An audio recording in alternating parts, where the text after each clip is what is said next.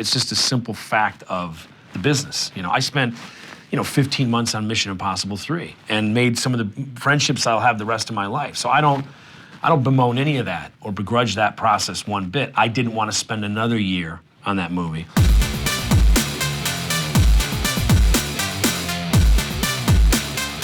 There's a quote, I don't know if you've heard this or not, from John Boorman, which I thought was actually kind of surprising and a little bit bitter. And John Boorman, by the way, who did Deliverance, and yes. You should know this, and Point Blank. Point Blank. And Hope and Glory and Excalibur. Yeah. And actually there is a little bit the of Emerald Forest. Yeah, and there is a sort of a interesting analogy to some of his stuff and yours, I think, because there is a poetry to his stuff that, and also a savagery that exists. Well, Boorman, I mean, we watched Deliverance a number of times before we started shooting The Gray. I mean, we screened that, and I made everybody read Dickey's book, which is as good as the movie is. Have you read his screenplay? You should no. read Dickey's screenplay. His first pass is actually really fascinating, because it reads like literature. So he got the first crack. The book, if you've not read the book, Jack, the book is extraordinary. I mean, the book is better than the movie. Because Dickey was a poet, and so I guess to him this was like slumming it a bit. Right. But I think Boorman's definitely somebody I look to kind of because I think Point Blank is like.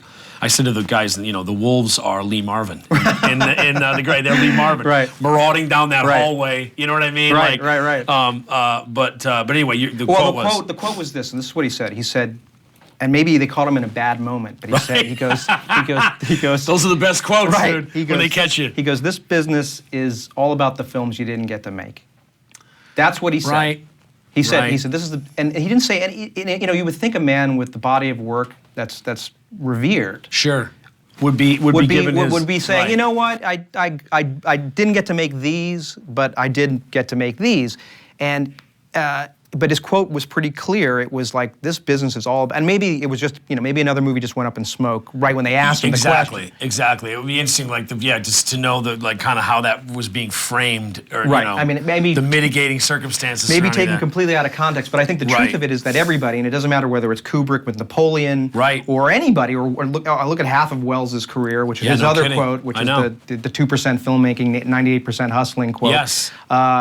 That anybody has had projects that they talk about work, breaking their back to bring to the point of shooting, and then it all goes like this. Well, listen, the Gray started out like that, and I've always said White Jazz, which is the sequel to L.A. Confidential, I've been trying to make for years. Killing Pablo, I've been trying to make for years. So, to some degree, I agree with that quote. Doesn't matter how good the material is sometimes, there's a great difficulty in getting these types of films made because the subject matter doesn't present itself in a way where you can hand $20 million to a movie star. Or, and I'm sorry, with this, it is as driven by commerce as anything else. And those things are very important. They're certainly very important to the agencies and the managers because they take a commission on that stuff and a chunk of that. So I do think that it would be a shame if, I've always said this, if I could get White Jazz made and Pablo made, I'd be fine. Honest to God, Jack, I think I'd be okay to say, that was it. I had a great run. Now I'm going to go, buy a little shack in the Mediterranean and swim all day, and fish. Sexy Beast or something. Exactly. Yeah, I'll wind up in Mallorca in Spain. But I do think that there's I don't think it's overly cynical, that statement. I think it's probably informed by Boorman's, you look at somebody like, look at what Terry Gilliam's gone through in his career, and the stuff that hasn't come to fruition. So I think it's, it's just a simple fact of the business. I spent, 15 months on Mission Impossible 3 and made some of the friendships I'll have the rest of my life. So I don't bemoan any of that or begrudge that process one bit. I didn't want to spend another year on that movie. So when I quit probably a week before I was going to be fired. I knew that. I mean, it was like we're in a saloon, two gunfighters, we're going to have the gunfight. I just decided to shoot him and when we're still in the bar, So it's like,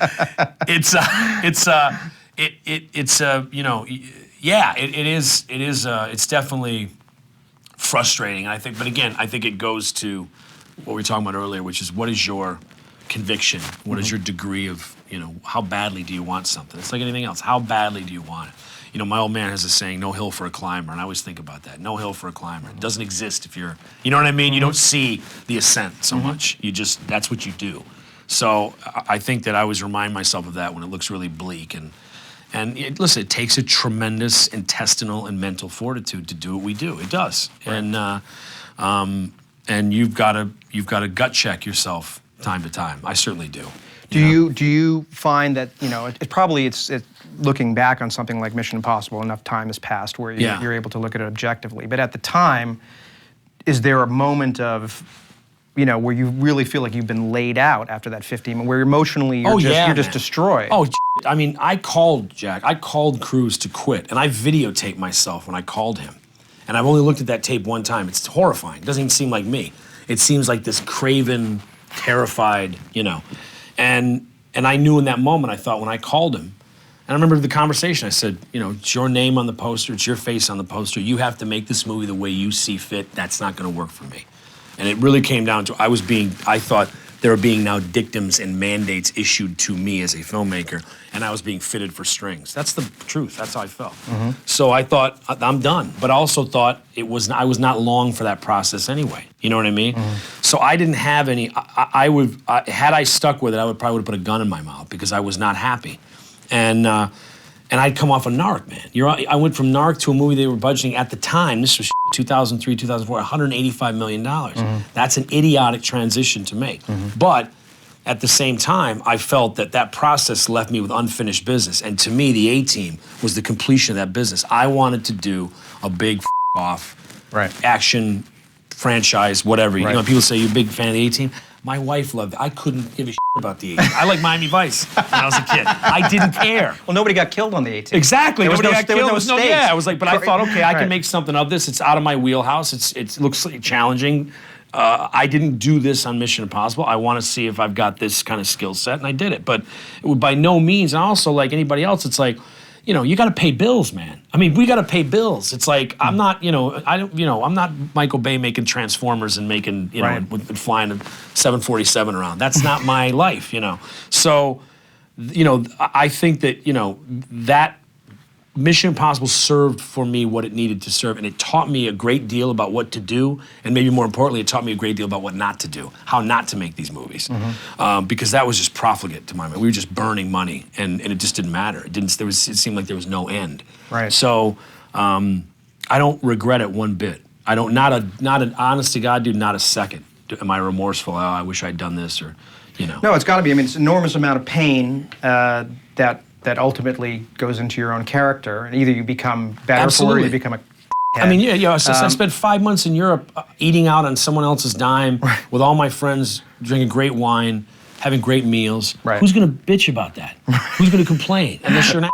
Right. You know what I mean? Right. So, but yet you decided to film. I'm curious. So was filming yourself? Why were you filming yourself? I thought because you know what's funny. I literally thought that this was the collapse of something integral to me. Like that was it. So I just thought, why not commemorate it by videotaping yourself? Let's actually videotape the you doing the face plant, and I think it was, I don't know, it represented something, but it's funny. I was also videotaping myself prior to that when I'd have conversations with them or the studio, and because I wanted to see myself and the level of kind of, I'd lost respect for a lot of people in that process, and I didn't, and therefore I couldn't. It's difficult to work with someone if you don't respect them, or you think their opinions, misinformed or malformed, or you just can't get your head around what the are they talking about? What are they looking for? It's like we're no longer meant, because I thought the script it's funny, the script that we did most resembles the last Mission Impossible, the Ghost Protocol. The idea of the entire team being shut down. Right. Yeah, that was our script. And Branagh was in your version, right? Branagh was brilliant. Right, which would have been amazing. Brilliant. And and I remember distinctly, but a couple months earlier wanting to quit and having this like 3.5 hour like kind of marathon conversation with Tom and him. And I remember saying, I'm done, and his response was, I wouldn't say it to Ken Branagh when you see him today. It was like he's charming as you know what I mean? Tom's nothing if not incredibly charming. And so I stuck around longer when I probably knew I should punch out, because I knew in my heart I wasn't going to get out of this what I wanted. And I just never bought in. And listen, maybe I should have. I'd have a lot more money now if I did, but it just didn't gel for me in the ways that I knew in order to keep myself sane it would have to. And I didn't foresee that happening.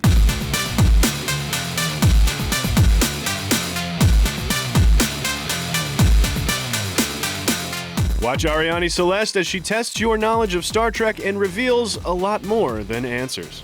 Uncle Al and Jack debate the identity of Bigfoot aliens as Tom Cruise fights to save the world again. Gray Drake gives you the top 10 animal movies for fans of fuzzy fauna. Ben Lyons and Devin Faraci conquer Sundance, bringing you all the latest news.